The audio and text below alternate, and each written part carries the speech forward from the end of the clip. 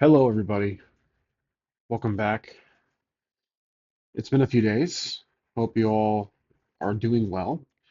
I wanted to make a character sheet on this new game I found called RuneScape Kingdoms, the role-playing game based on the classic video game, PC game. I played RuneScape roughly 20 years ago, so I don't remember much about the lore, but I do remember that it's a classic MMO and there's a lot of crafting and exploration with the game, so I figured why not pick the book up? I've read the book, not thoroughly, but I've definitely read through the rules and the character creation process just to become familiar with it. It's a 3d6 system and it's a point buying system for the skills, and it's very intriguing. I do like the simplicity to it and the method of combat, which again I'm not going to be uh, teaching you or uh, showing a review. I just want to make the characters for a potential future video if I feel like the RuneScape Kingdoms deserves a one shot. So let's open this up. I have this character sheet printed off Drive Through RPG. I'll try to put the link down below because the version the book gives you is very not print friendly. If I can find it here, I'm trying to find it on the back side. I think it's in the back. So again, this is a print-friendly version made by a fan, I believe. This is the actual character sheet from the book that you can get online from their website. So as you can see, there's a kind of a light copper color to it. So, consistently writing or erasing would be a problem. Maybe I think the character sheet's probably more suitable for online or a PDF fillable document. But in my case, I'm trying to focus my channel on tabletop, so we will continue that characteristic. Okay, so the book will be off to the side here because, again, I don't have much room for my camera to show everything, but I'll try to detail what I'm seeing.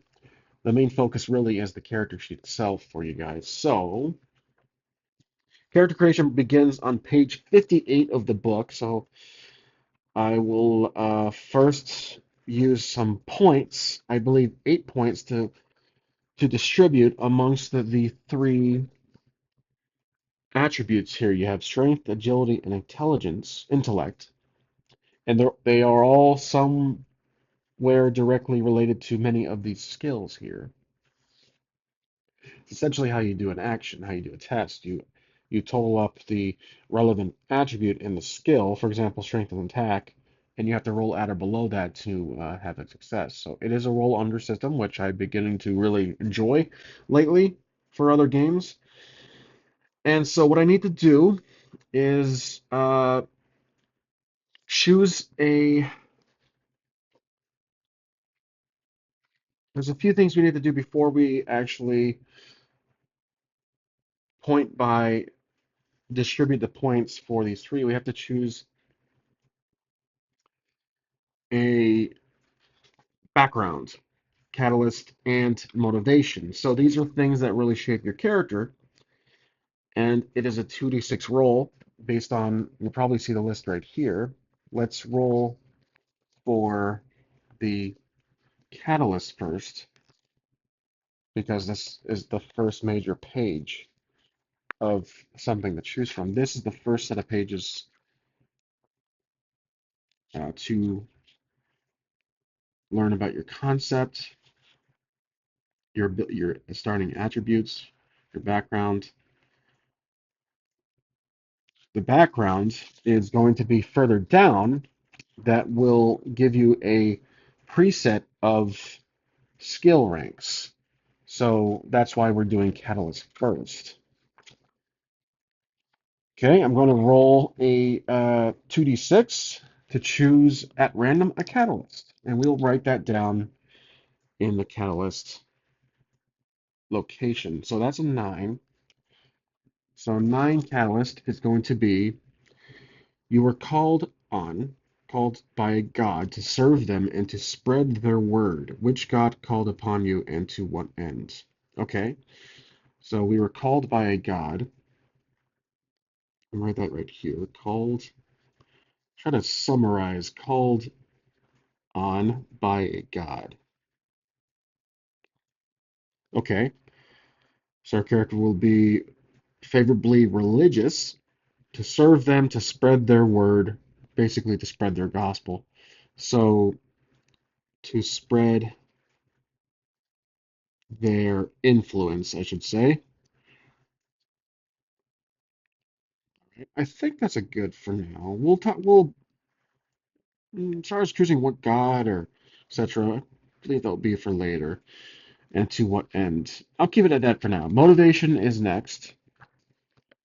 So let's again roll 2d6 to choose a motivation for our character, who's currently nameless. Four. Okay, so loot, money. Ooh, okay, that's a joke in on itself if you are thinking of it right now. But four, loot, money, gain. Whatever people want to call it, that's what keeps you going. It's all about the gold. That is a very ironic combination here. A very religious person spreading the word of their God, but is being motivated by money, loot, etc. So that will be a really conflicting combo, but also a intriguing one. Loot, money, gain. That is a heck of a combination. It's all about the gold. I'm gonna write that down. It's all about the gold. But what really sets us is the catalyst to start as a whole, as a personality, as a character. But motivation could be during the adventure, not every moment of every day, but it could be a major factor when playing. So again, you can use these as you wish.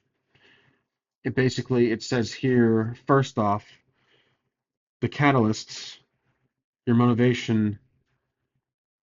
Oh, as with your catalyst, your motivation provides you with an edge in gameplay. Once per session, you can restore lost life points equal to your highest attribute score by narrating how you draw this to push through pain and struggle. So these two really have some narrative ties along with a perk and mechanic. For example, Catalyst, when you fail a test, if you explain to the GM how your Catalyst gives you a fortitude to try again, digging within yourself and using this important memory of what marks you out as different to grant you a chance to succeed where previously failed, it may make all the difference. You can create your own Catalyst suited for your character, or you can generate one right away from the table opposite. So again, these are narrative pushes. So Catalyst is for tests, essentially, and the motivation is for restoring life points somehow. That's at least what I'm seeing here. So let's keep continue. Next, we need to do some point allocation. We have 8 points total to distribute between these three abilities. The catalyst and motivation can kind of help understand what my character will become as a person, as a being. So if they are religious and also greedy to an extent by motivation, I'm thinking that they should have more points in the intellect section. So it has a minimum of one in every attribute. Let's do 4 in intellect. Agility, let's do 2. So 4, 6, 8 will do strength. I think that's fine for now. You can also randomly allocate by rolling some dice, but we're not going to do that. Skills have a minimum of 1, maximum score of 10. When you first build your character, your skills will have a score between 1 through 6, 1 and 6.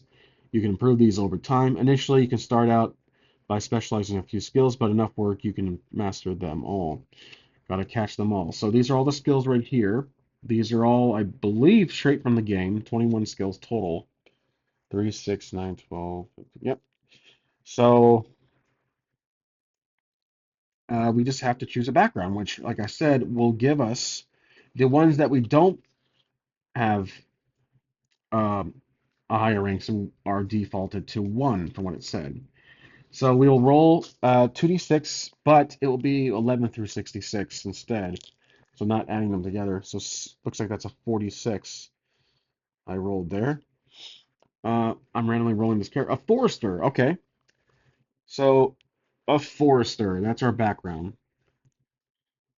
Let's write that down here. Forester.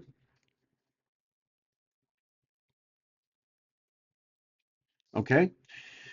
What we'll do is we'll jump over to that. Every background has a little uh, box here for explanation in alphabetical order, I believe, or just based on the roll itself.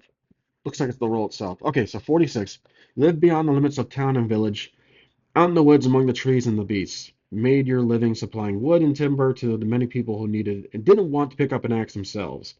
You know your way around a few other important crafts too. In fact, you reckon you can survive just about anywhere. And adventuring might be the best way of putting that belief to the test. So this gives us a crafting of 3. Crafting, let's see, where is the crafting at? Crafting's right here, so we have 3. I'm not too sure what the second space is. I will look into that, but I believe this is also in the original character sheet. Let me take a quick little glance here, if I'm not mistaken. There's the world map if you're ever interested. I do see a modifier. I'm guessing that's a modifier box. That could be a modifier box. I'm gonna look into that. I might be missing. Could be something very simple I'm overlooking, but that for now I'm gonna fill in the values in the first half of the box. So crafting gets a 3, fletching gets a 2. Fletching is right here. This building looks like arrows. Woodcutting, obviously 5. So that's right here. And everything else gets a 1. So to continue our Forester background description, so we live in the woods. We live out in the woods. I should say lived out in the woods. And that's probably all we have to write. This is pretty self-explanatory what this character does. Crafts, so you know your way around a few other important crafts too. You reckon to survive about just about anywhere. Survive anywhere. Maybe that will have some narrative kick too, but I'll keep it at that. Forster does, the title itself literally sounds self-explanatory. Okay, that's our background. Now we need to, like I said, allocate the points. It says again, each skill has a minimum of 1, so we need to draw a 1 in each box that we haven't filled in yet. So, cooking, magic, engineering, slayer, farming, engineering, hunter, and archaeology. Okay, so if I'm not mistaken, to do a test, you would roll. I guess I'm not going over the rules, but I just want to test my own knowledge. We would have to combine the total of the attribute and the associated skill. So I'm guessing intellect with magic would be a 5. So we have to roll 5 or less. But because our character is so new, we obviously would fail miserably. If we're trying to chop down a tree, which would be woodcutting, that's 5 and a 4. Maybe I would say probably strength. Woodcutting, that's a 7. That's obviously a fail. So there is room for failure in this game when you start new, but you can improve these skills uh, throughout. So now let's continue. We're not quite done yet. We have most of the basics set, but we haven't acquired any inventory. Now we have to choose, it says here the final steps. Our size is a medium, which is describes the size of a human. On the back side, FYI, is the inventory. Okay. I'm wondering if these have if these designs are related to the game. So armor is specific to the body location, looks like cape, ammo, body, head, weapons, offhand, legs. Life points, so a measurement of how much damage you can take before dropping dead. Your life points will go up and down during the adventure. Healing spells can restore them, blah, blah, blah. Your life points are equal to the sum of your attributes plus skill points. This means every time you gain a new skill, that's a lot of points. But remember, the weapons in this game are also can deal a lot of damage. So it's basically going to be 2, 4, 8. And then there's the all the ones we have. Let's see. I'm gonna pause the video so I can add this up. 38 life points. So right here we'll put 38. 38. Okay, that's with everything added together. It says again, life points are equal to the sum of your attributes plus skill points. It says it should be around somewhere 37, which we are just above. Okay, equipment. Find the right equipment to give your character the best chance of succeeding the various perilous quests confronting them in the major focus of RuneScape Kingdoms. Equipment is kept in slots, the active slots. Okay, you have 6 active slots broken down the following ways. We have the one head armor, one body armor slot, one cape armor slot, one legs armor slot, one optional armor slot or weapon slot. I'm guessing that's this one here, and one weapon slot. There's also this ammo one here that didn't mention. There's 28 inactive slots in your inventory, which on the back side, so we would use that. Okay, I can choose a package here that you can kind of see off camera that we are granted based on what we want to choose. So trying to figure out if it says you get to choose your starting point for one of the packages below. Choose the one best suited for your kind of character. Okay, well, magic package probably would probably be best. But here's the thing: I have a tendency to homebrew uh, or use Karen. So if I were to use this character sheet, that's a big if, in a future video, and I seem to be making a habit of making character sheets just for fun, which is always rewarding on itself. But if I were to use RuneScape's game, but in my own world setting that's not part of RuneScape's lore, then I would use the rules and the skill mechanics, all this, but in my own world setting. So I like sticking with Karen RPG, which is a D100 list of spell books, or you should probably modify that to scrolls. I have a few ideas for future videos, but again, I don't want to mention anything too much right now. But I would probably not do the magic package because it has the rune stones and all that. So crafting, I probably could bring into my own world setting. That's debatable, but a big part of this character sheet is the RuneScape lore. You have rune crafting, you have crafting in general. So a lot of these are obviously from the game, but perhaps rune crafting could be for making spell books in some manner, tied with magic. But we'll see. I'm still debating that. For now, I'm going to pick um, a skiller package just for the heck of it. So we have a hammer, a chisel, a fishing rod, axe, boots, and armored shirt. So I think these are inactive slots on the back. It says 28, so 4, 8, 12, 16, 20, 24, 28. So we have to put these the skiller package in the active slots, most of it. So we have let's see, legs will be boots right here. We have the armored shirt. Not a fan of the logos in here as it's hard for me to see when they're writing, but I'll just deal with that now. We have the hammer, the axe would be the weapon, in my opinion. boots, fishing rod, hammer, chisel. Okay, the rest would be in the back here. So we have the hammer, we have the chisel, fishing rod,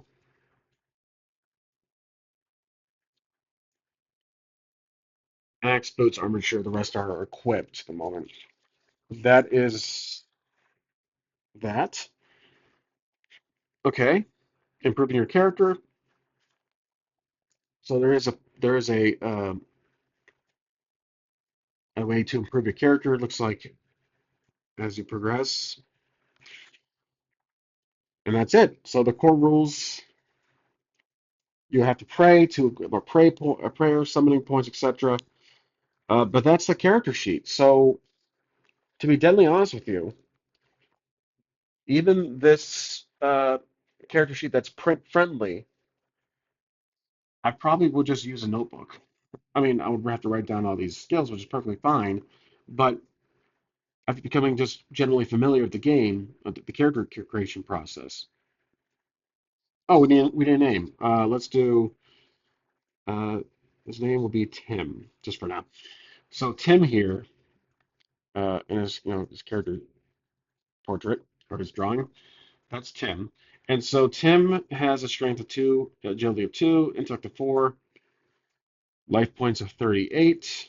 We currently have armor, shirt, axe, boots. All the skills except are 1 except for crafting at 3, fletching at 2, and woodcutting as 5. And this is our inactive inventory. Now, um, again, mentioning if I were to use this, I would have a higher probability of using Karen magic, and from the Karen RPG magic, or even Maze Rats, but that's highly likely. There's always room for the potential of just playing strictly in the RuneScape lore. I'll, read more about, or I should say, refresh my memory about RuneScape in general, because the what does seem appealing to me is the crafting process and the prayer process to get more prayer points and more summoning points and your character. So with all these skills, it would there is a it would make sense to use the lore of RuneScape because some of these skills are tied to RuneScape's lore. But in general, like I'm saying, I don't want to promise anything, but that's my current thought process. However, as the character sheet itself, it was simple. I enjoyed it, and that's really all that matters. So I will keep this in my collection, my ever-growing collection of character sheets, and I hope you guys enjoyed. This was again not a tutorial video or review, but if you follow along just for some general advice or general um, background noise, even that's fine too. But I hope you enjoyed, and I will see you guys next time. Thanks for watching.